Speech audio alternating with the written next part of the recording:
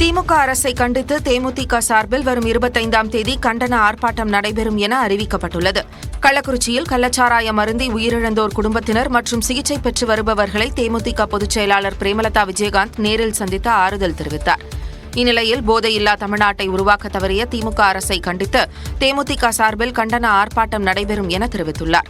திமுக அரசு நிர்வாக சீர்கேட்டை கண்டித்து வரும் 25ஆம் தேதி காலை 10 மணிக்கு அனைத்து மாவட்ட தலைநகரங்களில் தேமுதிக சார்பில் மாபெரும் கண்டன ஆர்ப்பாட்டம் நடைபெறவுள்ளது. இதில் மாவட்ட செயலாளர்கள், அனைத்து அணி நிர்வாகிகள் மற்றும் தொண்டர்கள் கலந்து கொள்ள வேண்டும் என பிரேமலதா விஜயகாந்த் கேட்டுக் கொண்டுள்ளார். கள்ளச்சாராய மரண சம்பவத்தில் தொடர்புடையவர்கள் யாராக இருந்தாலும் அவர்கள் கைது செய்யப்படுவார்கள் என முதலமைச்சர் மு க ஸ்டாலின் திட்டவட்டமாக தெரிவித்துள்ளார்.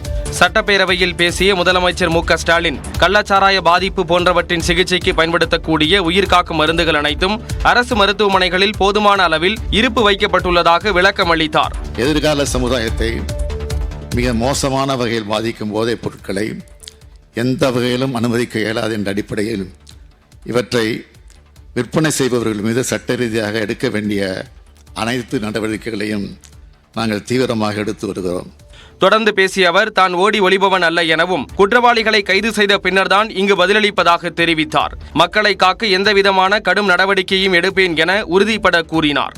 தமிழ்நாட்டின் முதலமைச்சரின் முறையில் இந்த பிரச்சனையிலிருந்து நான் ஓடி ஒளிபவன் அல்ல, பொறுப்பை உணர்ந்ததற்காக தான் பொறுப்போடு பதிலளித்துக் கொண்டிருக்கிறேன். துயரம் மிகுந்த இந்த சம்பவத்தை அரசியல் ஆதாயம் தேட வேண்டாம் என்று கேட்டுக்கொள்கிறேன். என்னை பொறுத்தவரை சமூக விரோத சக்திகளிடமிருந்து மக்களை காக்க எந்த விதமான கடுமையான நடவடிக்கைகளை எடுப்பேன் என உறுதியளிக்கிறேன். விசாரணை ஆணையம் வழங்கும் அறிக்கையின் அடிப்படையில் நடவடிக்கை எடுக்கப்படும் என ஸ்டாலின் தெரிவித்தார்.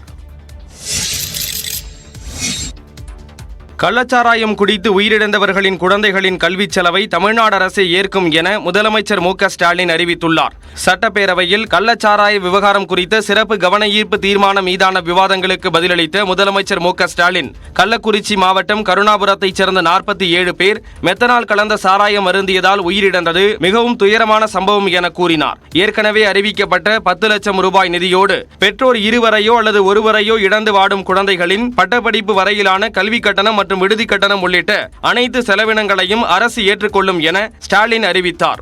பெற்றோர் இருவரையோ அல்லது ஒருவரையோ இழந்து வாடும் குழந்தைகளின் பட்டப்படிப்பு வரையிலான கல்வி கட்டணம் மற்றும் விடுதி கட்டணம் உள்ளிட்ட அனைத்து செலவினங்களையும் தமிழ்நாடு அரசு ஏற்றுக்கொள்ளும்.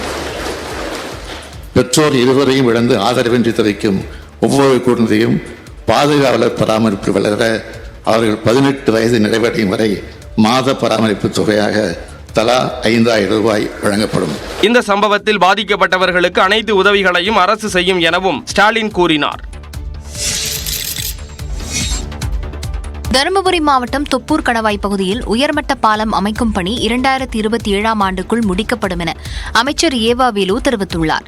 சட்டப்பேரவையில் வினாக்கள் விடைகள் நேரத்தில் இது தொடர்பான கேள்வியை எம்எல்ஏ SP வெங்கடேஸ்வரன் எழுப்பினார். இதற்கு பதிலளித்த பொதுப்பணித்துறை அமைச்சர் ஏவா வேலு தொப்பூர் கணவாய் வழிசாலையை உயர்மட்ட பாலமாக அமைக்கும் பணியை 906 கோடி ரூபாய் மதிப்பீட்டில் அமைக்க தேசிய நெடுஞ்சாலை ஆணையம் மூலம் ஒப்பந்த புள்ளி கோரப்பட்டுள்ளதாக கூறினார்.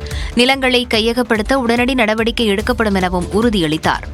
போல இந்த நிலம் கையகப்படுத்தல தருமபுரி மாவட்டத்தில் காலதாமதம் ஏற்படுமையானால் அந்த 5 மாவட்ட வருவாய் அலுவலர்களில் ஒருவரை இந்த பகுதிக்கு அவளை மாற்றம் செய்யப்பட்டு அந்த நில விரைந்து எடுப்பதற்கு வேண்டிய முயற்சி அரசின் சார்பாக எடுக்கும். நிலங்கள் கையகப்படுத்தப்பட்டு மேம்பால கட்டுமான பணி விரைவில் தொடங்கப்பட்டு 2027ஆம் ஆண்டுக்குள் பணியை முடிக்க உத்தேசிக்கப்பட்டுள்ளதாகவும் அமைச்சர் கூறினார்.